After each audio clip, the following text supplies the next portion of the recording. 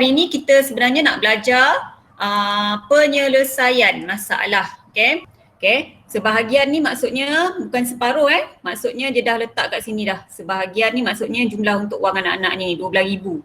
Okay. 12,000 ni yang akan dibahagi kepada 5. Maksudnya untuk A yang pertama, okay, A yang pertama 12,000 bahagi kepada 5. Ini sebenarnya ini untuk A yang pertama. Okay. Jadi 1 bahagi 5 sifar. Okay, tolak. Okay, turunkan 2. So dapat 2 tolak 10 baki 2. Turunkan sifar. Okay, 20 bahagi 5 4. Okay, tolak 20. Okay, so dapat sifar ke atas, sifar ke bawah. Tolak lagi. Okay, turunkan sifar, habis. Okay, habis. Okay, jadi ni adalah nombor 1. Okay, sekarang ni kita tengok nombor 2, hitung wang pelaburan Ibu Winnie. Jadi bila kita nak hitung pelaburan wang Ibu Winnie, kita kena tolak wang yang telah dibelanjakan. Dia belanjakan untuk siapa? Untuk anak dia dan juga melancong. Jadi kamu tolak kedua-dua ni, itulah yang tinggal wang persalahan dia. Okay? Jadi betulkan semula Ini nombor 2. Nombor 2, okay, kita tengok berapa wang pelaburan yang dia tinggal. Wang pelaburan. Hitung wang pelaburan Ibu Winnie. Yang ni. Okay. Jadi kita ambil wang persaraan RM145,358.70. Tolak 12,000. RM kena ada Kalau tak ada RM, salah nanti. Okey, tolak dulu satu persatu. Okey, tolak yang ni. Sifar 7. Okey, sorry. Okey, sifar 7. Okey, 8 tolak sifar 8. 5, 3, 1. Okey, ini adalah lepas tolak dengan wang yang diberi kepada anak dia ni 12,000. Kemudian tolak lagi dengan perbelanjaan dia untuk melancong. Tolak. Dia melancong sebanyak 5,750. Dia guna 5,000. Kalau tak ada sen, letak sen Sebab apa kena letak sen? Sebab yang atas ni semua ada sen. So kita letak titik sifar-sifar. Okay? Letak sen dia. Okay. Kirakan tolak sifar 7. Okay, 8 sifar. Okay, ni 13 pinjam. 13 tolak 7, 6. Okay, ni tinggal 2, 2 tolak 5, tak cukup pinjam. Okay, 12 tolak 5, 7, ni 2, 1. So ini dah baki untuk wang pelaburan dia. Okay, jadi ni kita berisi dia RM127,608.70.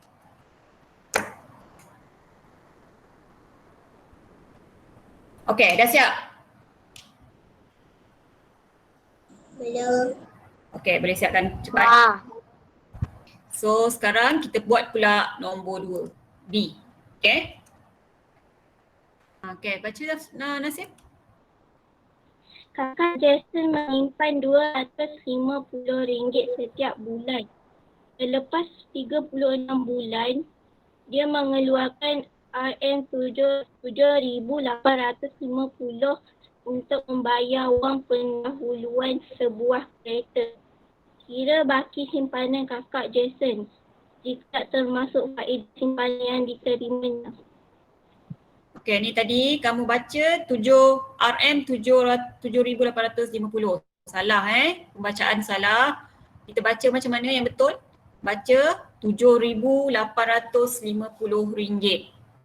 Macam tu. Okey. Jadi sekarang ni kita tengok soalan. Dia nak baki wang simpanan kakak Jason. Jika tidak termasuk faedah simpanan. Maksudnya kita tak payah kira faedah simpanan, kita cuma kira wang simpanan kakak Jason dia, tak termasuk faedah. Okay, so kita kira daripada sini, kakak Jason menyimpan RM250 setiap bulan. Setiap bulan maksudnya, yang ni ni apa maksud dia? Okay, yang ni ni B. Jadi kita cari dulu setiap bulan maksudnya 1 bulan. Okay, ni adalah setiap bulan maksudnya 1 bulan simpanan dia sebanyak RM250. Okay, jadi selepas 36 bulan dia keluarkan RM7,850. Keluar maksudnya tolak. Okay, bila keluar maksudnya tolak RM7,850. Okay, jadi dia tanya berapa baki wang. Jadi kita kira dulu untuk 36 bulan berapa jumlah wang simpanan dia. Okay, so kita kira dengan guna kaedah pendarapan. Darab, okay, darab. Jadi satu kepada banyak, satu kepada banyak maksudnya kena darab. Okay, jadi darab dulu dengan 36.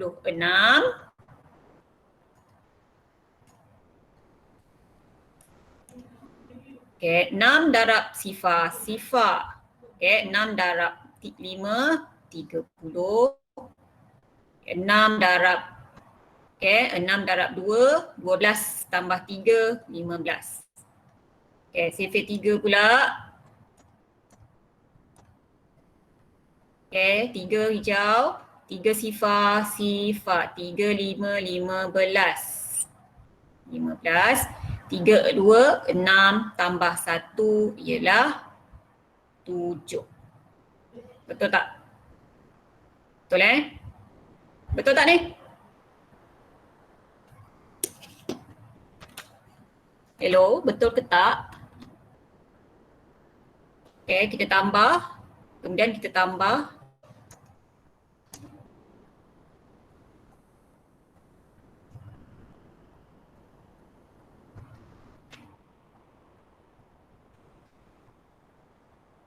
Jadi selepas 36 bulan, maksudnya 3 tahun 3 tahun. 36 bagi 12.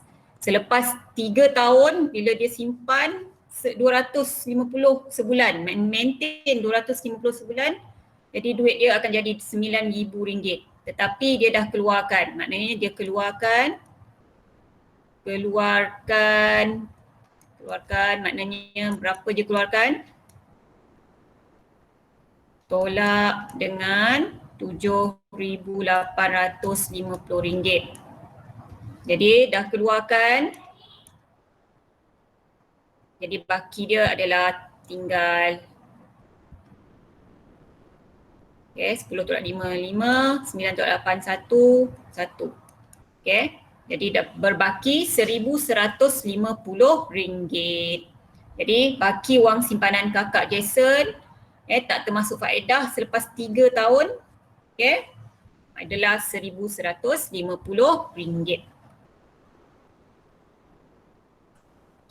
C, ni C. Sebuah syarikat mengagihkan keuntungan tahunan berjumlah berjumlah RM102,000 sama banyak kepada 3 orang pekerja. Ni maklumat yang pertama, RM102,000 sama banyak kepada 32 orang pekerja. Bila ada perkataan sama banyak, sama banyak bermaksud operasi bahagi. Operasi bahagi. Jadi kita baca lagi. Setiap pekerja syarikat itu juga diberikan RM1,200 bersempena dengan ulang tahun syarikat yang ke-10. Maksudnya kat sini setiap pekerja, maksudnya seorang pekerja. Setiap ni bermaksud seorang. Seorang.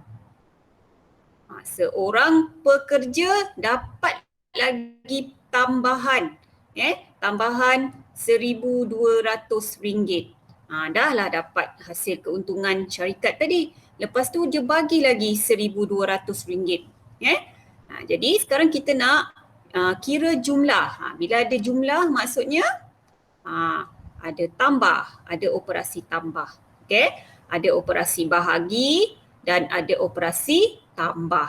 Okey, ini adalah yang Ada pertama. bahagi dan Yang tambah. pertama kita perlu bahagi. Yang kedua kita perlu tambah. Okey. Jadi yang pertama kita kena bahagi dulu kepada 32 pekerja. Okey. So sekarang kita ambil $102,000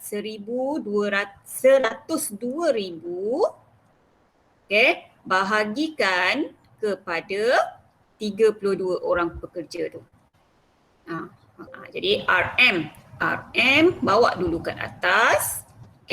Jadi 1 tak boleh bahagi 2 kan? Sebab dia kecil. Nombor yang kecil bila bahagi dengan nombor yang besar, dia akan dapat kosong. Sifar. Sebab dia permulaan, kita tak perlulah tulis kat bawah ni. Ni cikgu nak tunjukkan kenapa kita perlu biarkan di hadapan ni kosong. Sebab apabila nombor kecil bahagi nombor besar, dia kosong. Dia akan dapat sifar.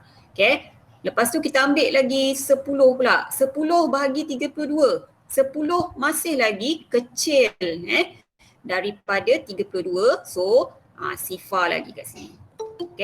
Jadi kita terus ambil 102.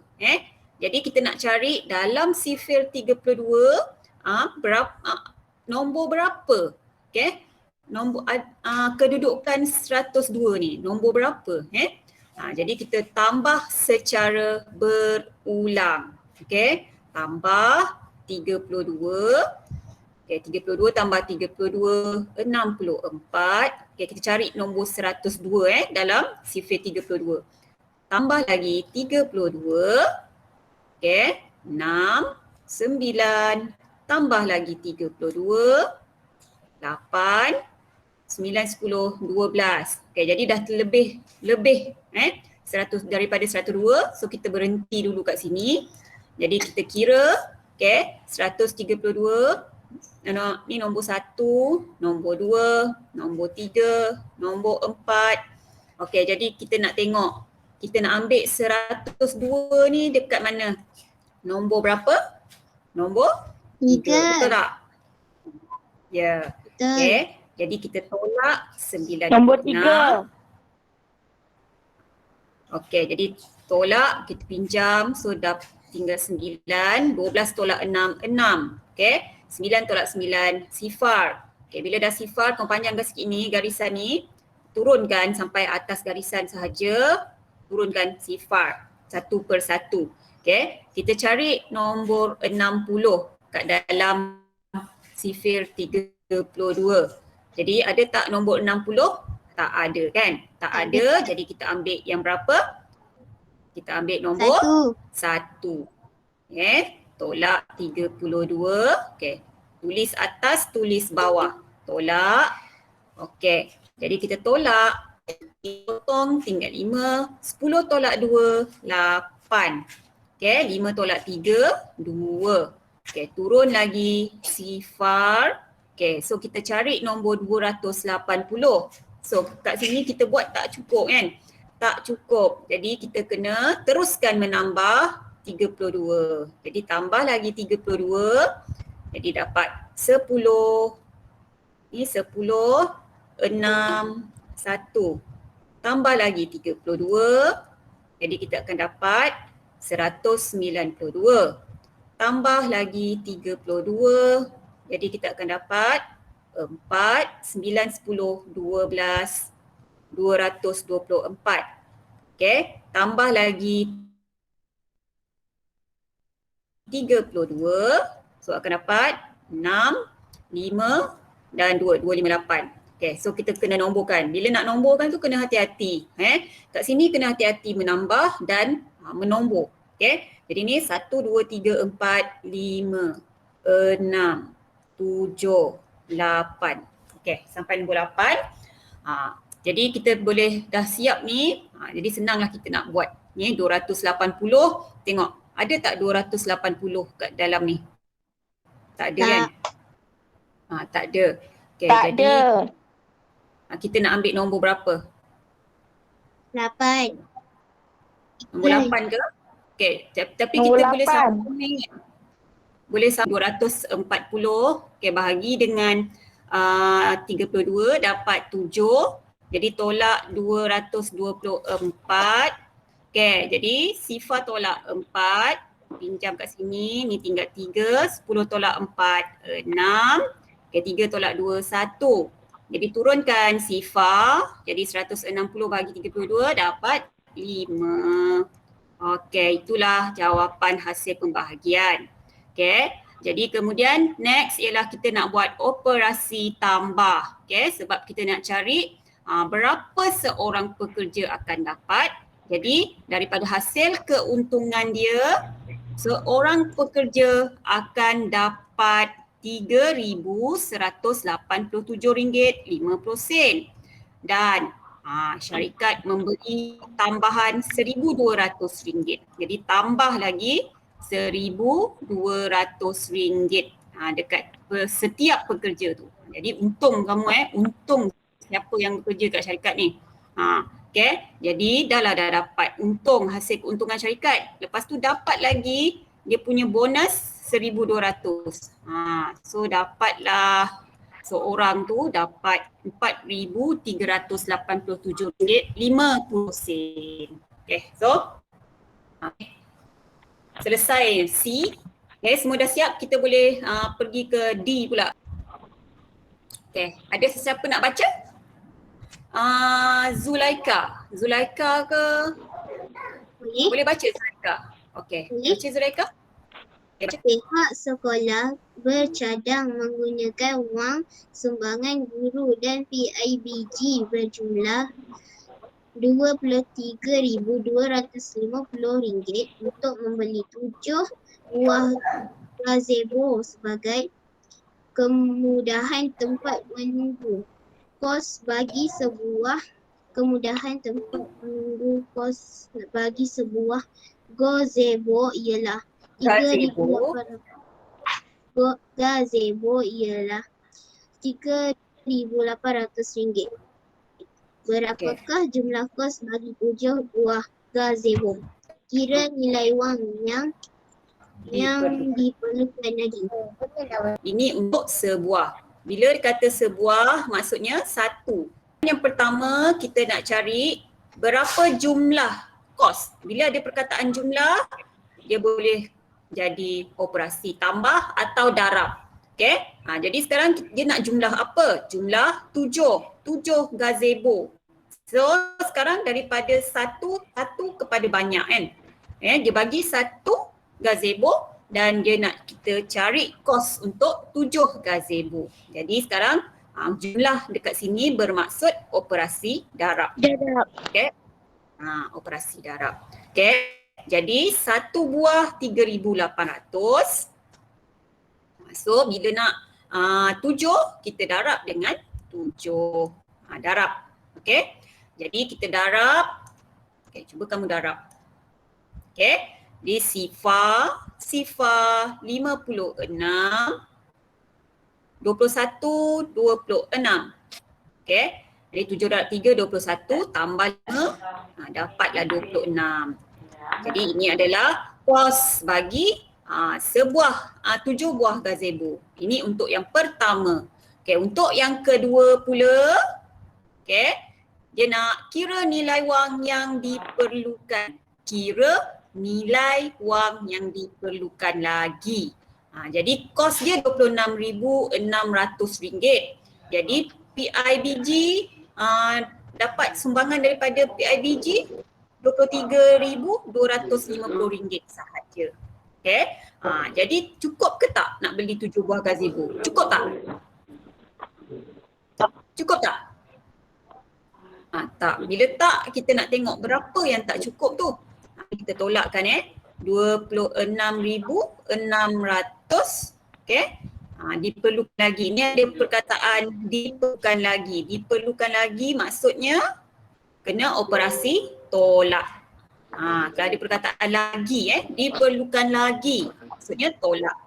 Okey, tolak dengan PIBG, sumbangan PIBG yang diberi. RM23,250. Okay, so berapakah wang yang tak cukup tu? Okay, jadi sifar tolak sifar. Sifar tolak 5 tak cukup, kita pinjam kat sini. So dapat 5. 5 tolak 2, 3. 6 tolak 3, 3. Okay, 2 tolak 2 sifar. Okay, jadi nilai wang yang masih diperlukan lagi ialah RM3,350. Okay, tengok keywords dia. Jumlah kita boleh boleh jadi tambah atau darab. Okay, kemudian keywords yang kedua adalah diperlukan lagi. Diperlukan lagi tu bermaksud operasi tolak. Okay, jadi kita ada operasi darab dan tolak kat sini. Okay, so sekarang boleh kita pergi ke soalan yang terakhir? Boleh? Boleh? Okay. Boleh. Jadi kita pergi ke soalan terakhir. Lepas ni kamu boleh hantar terus kerja sekolah Okay, yang siapa nak volunteer boleh baca? Saya boleh. Okay, boleh. Zulaika. Okay, Zulaika. Ayah Izzati membeli sebuah motosikal secara kredit. Harga belian tunai dan harga belian kredit motosikal itu adalah seperti tunjukkan berapakah harga belian kredit motosikal itu. Kira perbezaan harga antara belian tunai dengan belian kredit. Tunai ni secara cash money, cash money. Maksudnya kamu ada duit dalam poket, bayar terus dekat seller tu, dekat penjual motor tu. Maksudnya kamu memang ada duit sejumlah RM21,500 nak beli motor tu, tak nak hutang-hutang. Kalau kredit ni maksudnya hutang. Kamu berhutang maksudnya kamu bayar secara ansuran. Ansuran ataupun berhutang. Yang pertama ni, berapakah harga belian kredit motosikal? Ni kita nak cari ni. Yang pertama, berapakah belian kredit motosikal? Okay, jadi kita nak cari nombor 1 yang ni nombor 1. Okay, jadi kita kira nombor 1 ni, kita kira terus. Okay, terus tengok dekat sini berapa kredit dia ni. 72 bulan darab RM438. Jadi terus darabkan. RM438 darab 72. So total bila berhutang berapa jadinya harga motor tu kan? Jadi kita tengok. Kita tengok sifir 2, 8 darab 2, 16. 3 darab 2, 6 tambah 1, 7. 4 darab 2, 8. Okey, sekarang ni sifir darab dengan 2 digit nombor. Jadi kamu kena ingat, kita kena hati-hati semasa mendarab. 7 darab 8 ialah 56. Ni 50, mesti mula kat puluh. 7 darab 3, 21 tambah 5 dapat 26. 7 darab 4, 28 tambah 2, so dapat 30. Okay, jadi kamu tambahkan kedua-dua. Okay, jadi kita akan dapat 6 tambah 7, 13. Okay, 8, 9, 10, 15. So dapat 1, 3. Jadi jangan lupa letak simbol RM. Okay, jadi duit tu, harga motor tu dah menjadi RM31,536 bila dia bayar secara ansuran ataupun secara kredit. Okay, jadi kita tengok nombor 2. Dia nak apa nombor 2 ni? Dia nak perbezaan. Bila perbezaan maksudnya kena operasi tolak. Nombor 1 tadi, keywords dia dekat sini dah terus terang dah. Dia suruh darab. Tetapi yang kedua, keywords dia perbezaan. Bila dia kata perbezaan maksudnya operasi tolak. Okay, apa yang nak tolak ni? Perbezaan antara belian tunai dengan kredit. Kita tengok tunai berapa dia bayar. Kalau kredit, berapa dia kena bayar? Okay, jadi kita bezakan dia. Tengok perbezaan apabila bayar secara ansuran, dia akan menjadi RM31,536 harga motor tu. Okay, jadi harga asal yang beli yang secara tunai tu. Okay, RM21,500. Kalau beli secara tunai, lagi murah. Okay, jadi tolak dia akan dapat 63,1. Jadi beza dia berapa ni beza? Okay, bezanya adalah RM10,036. Ni biasanya memang kita biasa beli kenderaan, kita bayar secara ansuran. Jadi ada kelebihan, ada kekurangan dia juga. Okay, bila kita bayar secara tunai dengan kredit. Okay. Jadi sampai sini saja. Jadi cikgu harap semua boleh hantar kerja sekolah ni dekat Google Classroom. Okay, boleh? Boleh. Boleh hantar? Boleh. Mesti dah siap kan? Assalamualaikum. Waalaikumsalam. Assalamualaikum.